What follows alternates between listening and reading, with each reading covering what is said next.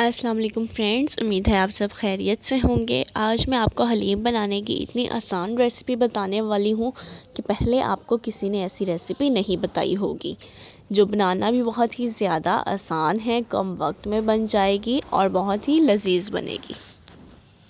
आज मैं आपके साथ एकदम कमर्शियल रेसिपी शेयर करने वाली हूँ। जैसा हलीम आप बाज़ार से ला के खाते हैं, एकदम वैसा ही हलीम आज मैं आपको घर पे बनाना बताऊँगी।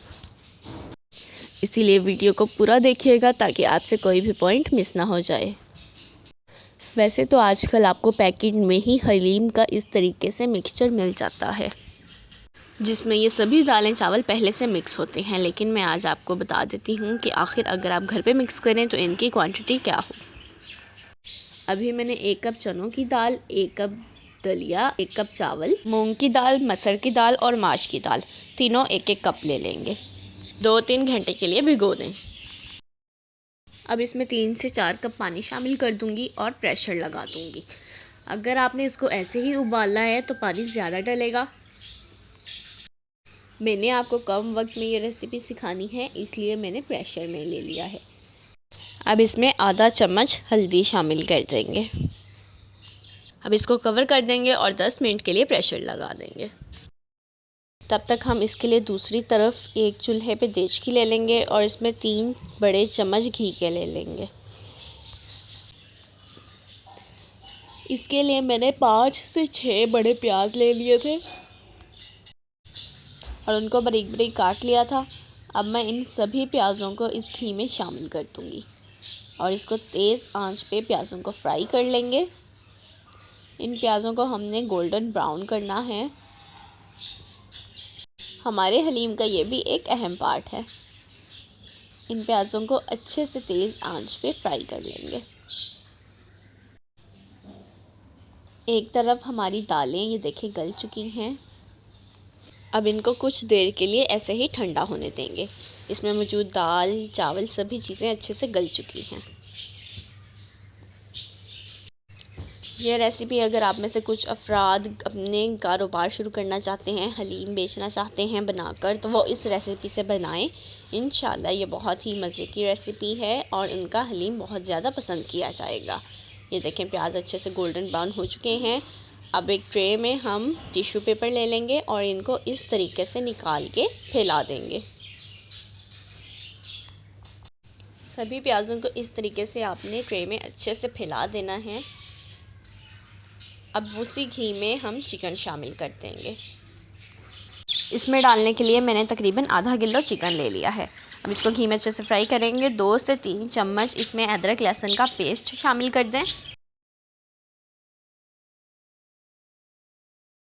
और इसको अच्छे से मिक्स कर लें।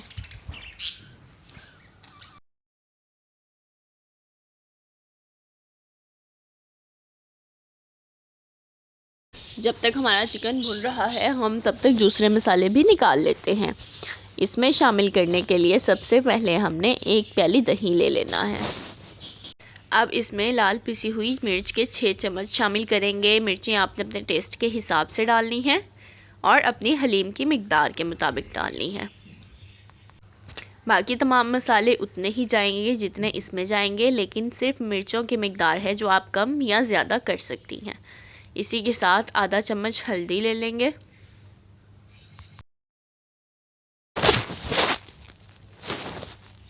अब इसमें शामिल करेंगे 1 चम्मच ज़ीरा,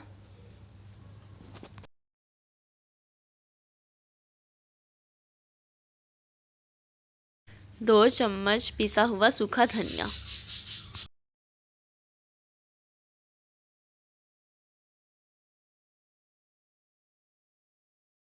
और 1 चम्मच नमक। यही मसाले थे जो इसमें शामिल होने थे। ये देखें तब तक हमारा चिकन अच्छे से भुन चुका है। इस पे कितना खूबसूरत सा कलर आ चुका है। अब इसमें मिर्चें जो हमने सेपरेट कर ली थी वो शामिल कर देंगे। बिल्कुल थोड़ा सा इसमें पानी शामिल कर देंगे और इसको अच्छे से मिक्स कर लेंगे। 5 से 10 मिनट के लिए इसको ऐसे ही हल्की आंच पर भून लेंगे। उसके बाद इसमें तकरीबन 1.5 गिलास पानी शामिल कर देंगे और इसको ढक के पकने देंगे। इतनी देर में हमारा जो दालों वाला मिक्सचर था वो एकदम ठंडा हो चुका है। अब इसको ग्राइंडर में डाल के थोड़ा थोड़ा करके ग्राइंड कर लेंगे और एक पतीले में निकाल लेंगे। ये देखें, इसका टेक्सचर एकदम स्मूथ हो चुका है। इसी तरीके से थोड़ा थोड़ा करके सारे मिक्सचर को ग्राइंड कर लेंगे।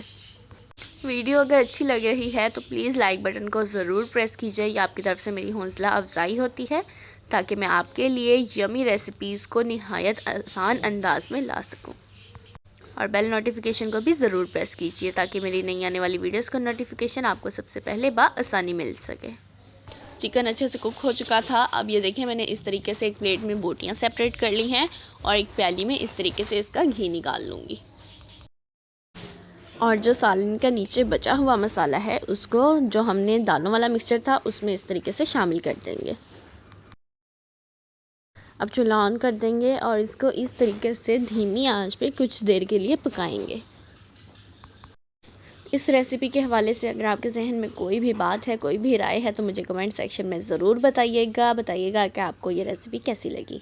अब ये जो हमने इसमें से बोटियाँ सेपरेट कर ली थी इसको मैशर की मदद से या हाथों की मदद से एकदम रेशेदार कर देंगे।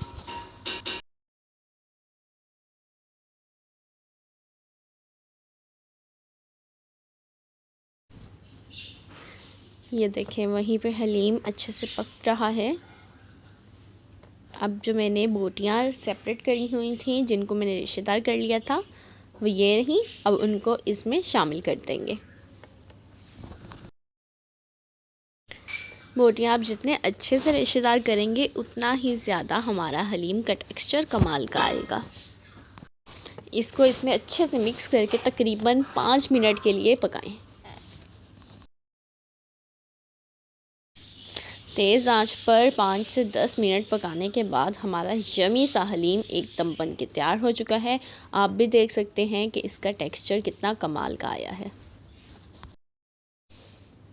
हलीम एकदम बन के तैयार हो चुका है।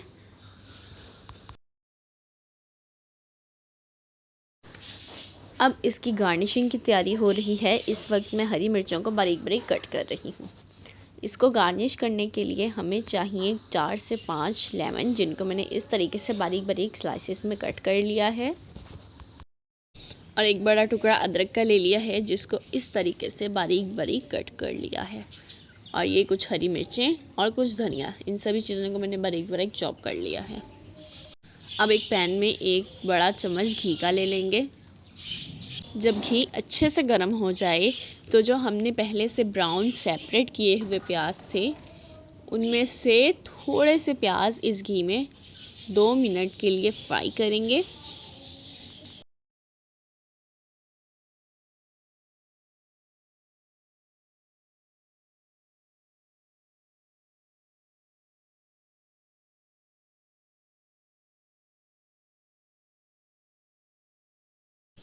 इसको ज़्यादा देर आपने कुक नहीं करना, ये पहले से फ्राई हैं। बस 1 से 2 मिनट के लिए इसको करें और हलीम में शामिल कर दें। गार्निशिंग के लिए हमने जो सामान सेपरेट कर लिया था थोड़े से प्याज हम उसमें रख देंगे क्योंकि हमें गार्निश के लिए भी ये प्याज चाहिए। और जो बचे हुए ब्राउन प्याज हैं उनको इस तरीके से हाथों की मदद से चूरा करके हलीम में शामिल कर देंगे। आपने देखा कि किस तरीके से हमने ब्राउन प्याज़ों को 3 जगह पे 3 मुख्तलिफ़ तरीक़ों से इसमें इस्तेमाल किया। यही कुछ टिप्स और ट्रिक्स हैं जिनको फॉलो करना बहुत ज़्यादा ज़रूरी होता है ताकि हलीम एकदम बेहतरीन बने। अब इसमें 1 चम्मच पीसी हुई काली मिर्च, 1 चम्मच पिसा हुआ गरम मसाला, ये दोनों चीज़ें शामिल करके इसको अच्छे से मिक्स कर देंगे। और इसी के साथ हमारा यमी सा हलीम तैयार हो चुका है। अब ये जो हमारी गार्निशिंग के लिए हमने घी और दूसरी चीज़ों को सेपरेट किया था इनकी ज़रूरत पड़ेगी। अब एक प्लेट में हम हलीम निकाल लेंगे। माशाल्लाह से इसकी खुशबू बहुत ही ज़्यादा अच्छी आ रही है। उम्मीद है आप भी ये हलीम ट्राई करेंगे और मुझे कमेंट सेक्शन में बताएंगे कि आखिर आपको ये हलीम की रेसिपी कैसी लगी। जो हमने घी सेपरेट कर लिया था अब वो इसके ऊपर से इस तरीके से डालेंगे और बाकी चीज़ों से इसको गार्निश कर देंगे। इसको डेकोरेट करने के लिए आप अपनी मर्ज़ी से जिस तरीके से मर्ज़ी चाहें डेकोरेट कर लें। मुझे जो तरीका पसंद है मैं उस तरीके से अब तमाम चीज़ें इसके ऊपर डाल दूँगी। उम्मीद है आपको आज की रेसिपी अच्छी लगी होगी। लाइक बटन को ज़रूर प्रेस कीजिए और मेरी नेक्स्ट रेसिपी तक के लिए अपने प्यारों का ख्याल रखें। मुझे भी दुआओं में याद रखें। अल्लाह हाफिज़।